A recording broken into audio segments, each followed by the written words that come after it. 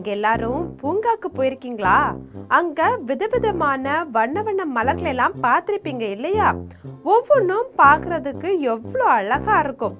அதை ரசிக்கும் போது இந்த பூவிலேயே எந்த பூ ரொம்ப அழகு அப்படின்னு உங்களுக்குள்ளேயே பேசிட்டு இருப்பீங்க தானே? அப்படிதான் ஒரு பூங்கால என்ன நடந்தது தெரியுமா? ஒரு நாள் குழந்தைகள் எல்லாரும் ஒரு பூங்காக்கு சுற்றுலா போனாங்களாம். அங்க குழந்தைகள் கூட்டத்தை பார்த்ததும் பூக்களுக்கெல்லாம் ஒரே சந்தோஷம். என்னை பார் அப்படின்னு காற்றுல தலைய சாச்சு சாச்சு சந்தோஷமா டான்ஸ் ஆடிட்டு இருந்துச்சு. அப்போ ஒரு குழந்தை சொல்லுச்சு, வாவ், எனக்கு இந்த ரோஜா பூ தான் ரொம்ப பிடிச்சிருக்கு, இதுதான் ரொம்ப அழகா இருக்கு அப்படின்னு சொல்லுச்சு. உடனே ரோஜா பூ பெருமைப்பட்டுக்குச்சு, பாத்தீங்களா, உங்க எல்லாரையும் விட நான் தான் இங்க ரொம்ப அழகா இருக்கேன், தெரிஞ்சுக்கிட்டீங்களா அப்படின்னு. இந்த ரோஜா சொன்னதை கேட்டு மற்ற பூக்களுக்கு எல்லாம் ரொம்ப வருத்தம். மறுநாள் வேற சில குழந்தைகள் சுற்றுலாக்கு வந்திருக்காங்க.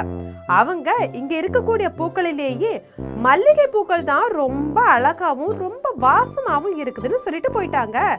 இத கேட்டதும் மல்லிகைக்கு ஒரே மகிழ்ச்சி தாங்கல. இத கேட்ட ரோஜா தலை குறிஞ்சிச்சு.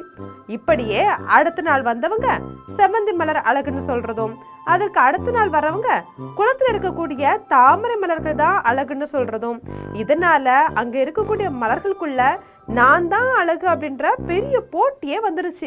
இப்போ அந்த பூங்காவை தினமும் பராமரித்து வருகிற முருகனை சொல்லக்கூடியவருக்கு செடிகள்னா ரொம்ப பிடிக்கும். அவர் ஒரு உயிராவே பார்த்துட்டு இருக்காரு. அவரால செடிகள் கிட்ட பேச முடியாத தவிர அவற்றோட முகத்தை பார்த்தாலே செடி எப்படி இருக்குது அப்படின்னு கரெக்டா கண்டுபிடிச்சிடுவாரு. அந்த ஒரு வாரமா எந்த பூவை பாராட்டுறாங்களோ அந்த செடி மட்டும் செழு செழுன்னு இருக்கிறதையும் மற்ற செடிகள் எல்லாம் வாடி போய் இருக்கிறதையும் அவர் கவனிச்சிட்டாரு.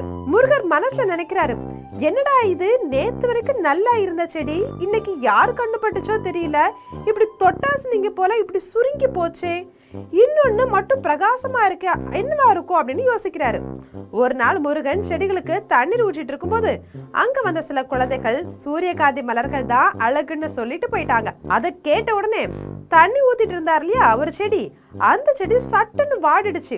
சூரியகாந்தி மட்டும் பிரகாசமா மாறுறதையும் முருகன் பார்த்துட்டாரு. அப்பதான் அவருக்கு உண்மை புரிஞ்சிருக்கு.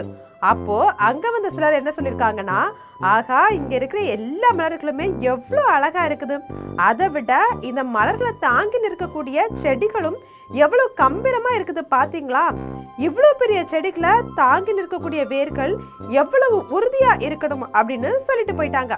இதை கேட்டதுமே மலர்களுக்கெல்லாம் அப்பதான் உரைச்சுது, அடடா, நம்ம மலர்களை மட்டும்தான் அழகுன்னு நினைச்சிட்டு இருந்தோம், நம்மளை தாங்கிட்டு இருக்கக்கூடிய இந்த தண்டு, இலை, வேர் இவை எல்லாமே கூட அழகுதான். இதை கேட்ட மலர்களுக்கு அப்பதான் உரைச்சுது, அடடா, நம்ம மலர்களை மட்டும்தானே அழகுன்னு நினைச்சிட்டு இருந்தோம், நம்மளை தாங்கிட்டு இருக்கக்கூடிய இந்த தண்டு, இலை, வேர் இவைகளும் கூட அழகுதான், இவை இல்லைன்னா நாம இல்லவே இல்லை அப்படின்ற உண்மையை உணர்ந்துகிட்டாங்க. இப்போ பூங்காவில் வரக்கூடிய எல்லாருமே எல்லா பூக்களையும் செடிகளையும் அழகுன்னு சொல்லி சொல்றதால எல்லா மலர் செடிகளும் செழிப்பா இருக்குது. இது எப்படி நடந்துச்சு தெரியுமா? செடிகளை பார்க்க வர்றவங்க கிட்ட முருகன் முன்னாடியே சொல்லிட்டாரு, தயவு செஞ்சு எல்லா மலர்களையும் பாராட்டிட்டு போங்க. முருகனுடைய இந்த அன்பான தந்திரத்தால மலர்கள் தங்கள் போட்டி பொறாமைகளை எல்லாம் மறந்து ஒற்றுமையா சிரிக்க தொடங்கிட்டாங்க. என்ன குட்டீஸ், நாமும் இது போல யாரையும் பிரிச்சு பார்க்காம தான் அப்படின்ற அகங்காரம் இல்லாம எல்லார்கிட்டையும் நல்ல விஷயங்களா பாராட்டணும், சரியா? மீண்டும் அடுத்த குட்டி கதையில சந்திப்போம் குட்டீஸ்களா. பாய்.